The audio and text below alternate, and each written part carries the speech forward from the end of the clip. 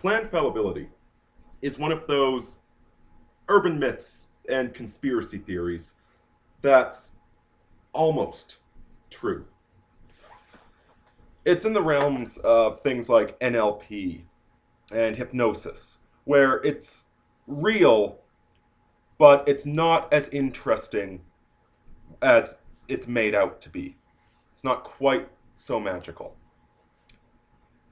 And yet the rumors about planned fallibility do speak to a very real ugliness in the modern era. But first, let's start with planned fallibility itself.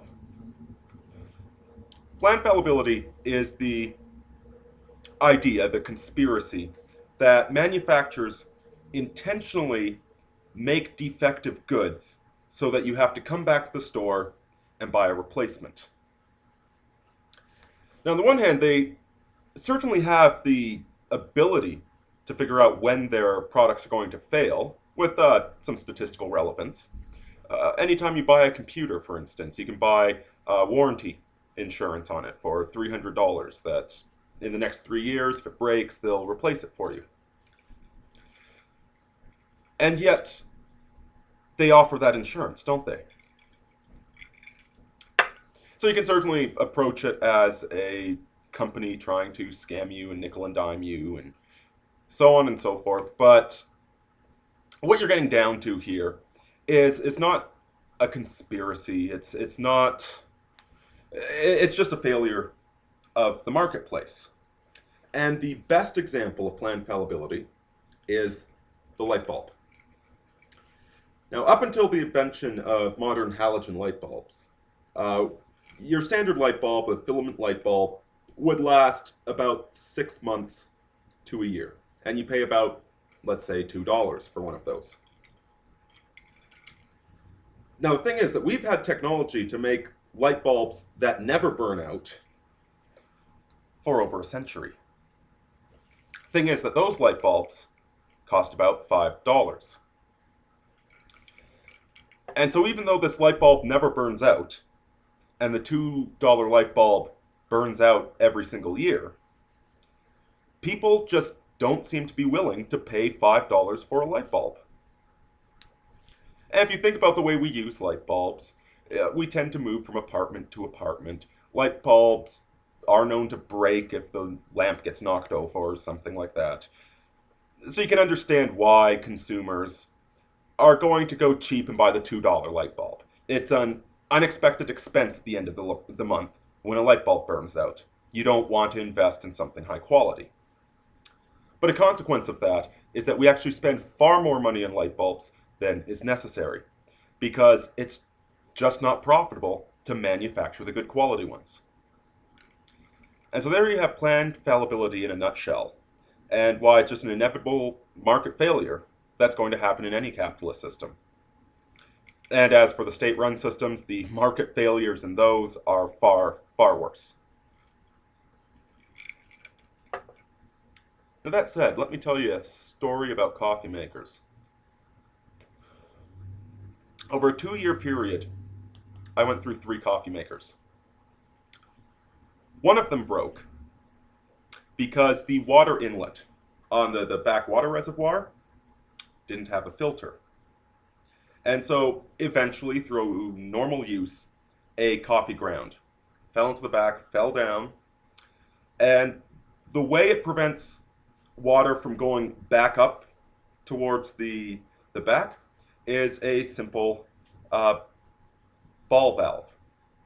Basically, you've got this tiny little ball that, when it goes up, it blocks the line. When it's going down, the water flows normally. And that got screwed up by a coffee ground.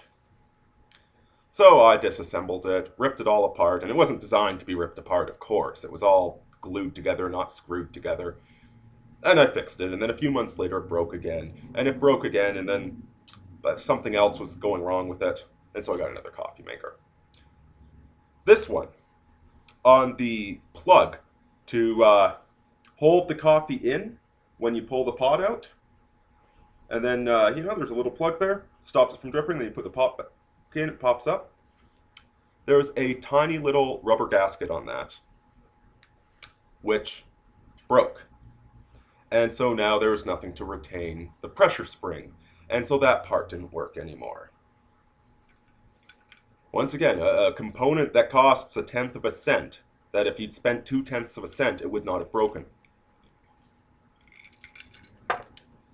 And there's some other problems. I'm currently using one of the broken coffee makers, and I just deal with it because I'm sick of buying new ones. But it's crap like this that has us all talking about planned fallibility. Why is it that we can't go to the store and buy a good quality product anymore? 50 years ago, if you could find a 50-year-old coffee maker, that thing will still work. Buy anything at the store, it's going to break within 6 months. And so planned fallibility is what we jump to. And to a certain extent, certainly a part of the problem is the consumer base. Now, it's not like the light bulb, where the light bulb's just an accident. The way we buy light bulbs, the way we think, our long-time preference over short-time preference. And plus the fact that if a light bulb breaks, you probably need a new one. Otherwise, you're sitting around in the dark. So you're desperate to buy one ASAP, regardless of how much money you have. That's just an accident. That's just one of those things that doesn't work very efficiently, unfortunately. And there's not really anything you can do about it. Coffee makers are another story. And this is where we get to the ethics of our society. It all boils down to the difference between a society of producers and a society of consumers. You see, the producer invests in themselves. They invest in life. They are trying to build something, to produce something out of reality. So when they buy a coffee maker, they want a good, solid, rugged, trustworthy coffee maker that will do the bloody job. With the consumer, it's a different paradigm. The consumer is about consuming. This unending black hole of consumption that they constantly need more material goods to fill it. The producer buys a coffee maker so he can make coffee in the morning so he can go to work. It's there to serve a function. The producer buys a painting because it's an excellent painting that says something, that means something to him, and he wants that painting in his life. He wants it there for the rest of his life. The consumer, on the other hand, buys a brand new painting every week. They want to get a brand new phone every single year. They want to either A, buy a brand new coffee maker every year as they change the decor of their kitchen, or they want to get a pretentious high-end coffee maker that they only ever use for making coffee, but in theory you can make lattes and frappuccinos and whatever else people drink at Starbucks to impress other people. They want to consume. When they pay good money for something, it's not because it's a good quality product. They pay good money for something because it is fashionable. And as a consequence, finding a basic coffee maker that is durable and rugged is going to be almost impossible nowadays. Because anybody that's going to buy something for the long term is going to buy something pretentious and fancy and useless.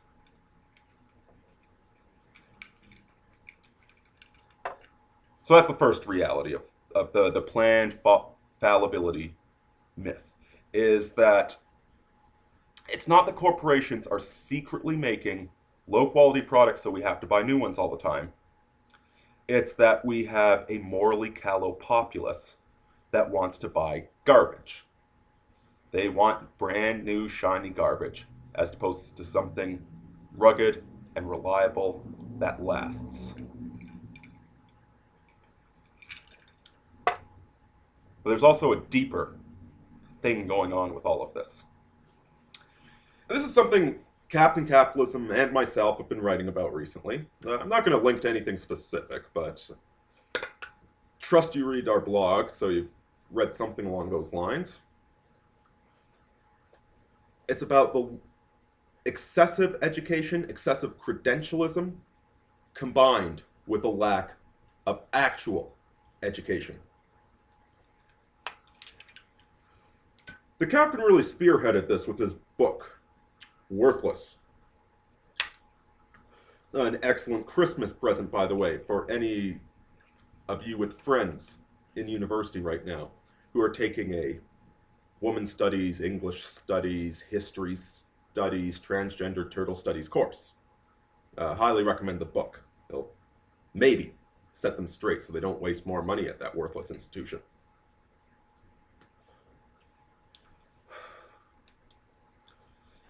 And I was writing about it myself recently, about how these people with useless degrees don't just disappear onto the dole. Some of them enter the workforce.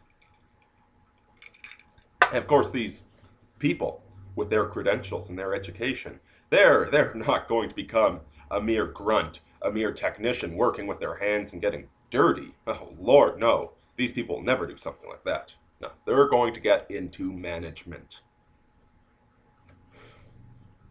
More and more companies nowadays have utterly incompetent management cadres. People with useless degrees. And you know what? This is more than just having a useless degree. You can have an English degree and be extremely accomplished. My old Sergeant Major had an English degree. He owned every copy of Beowulf, and he was the scariest man I've ever known. Never once heard him swear, but good Lord, could he tear you apart. He used his English degree in that capacity. And he was an excellent, excellent Sergeant Major. But again, he's old school. He's coming from that world where men changed their own oil, where men were real men and knew how to live and had examples to follow. And where the university system wasn't quite as broken as it is today, though it was certainly going down the route. See, nowadays, when you see somebody with an English degree or a gendered turtle studies degree, they have never worked a day in their life. They have never built a machine or repaired an engine. They have never even argued something that's true. Their entire life is based upon lies and pretension and bullshit. And these are the people we have running most companies nowadays. So you have utter incompetence in the management. Then in the worker pool, we have more and more affirmative action, shoving people into the jobs they're not qualified to do the jobs, turning the jobs into a game of politically correct chess, where saying the right things and getting the right people to like you is more cogent to doing your job than your actual job. We have a very obedient workforce, but not a very skilled one. And the management is even worse. So it's not planned fallibility, folks. It's a zombie economy.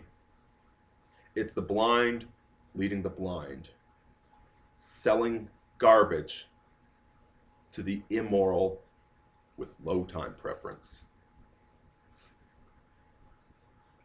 What wonderful things we're doing with all this technology. Imagine if we didn't have computers. We'd be living in mud huts right now. Arini out.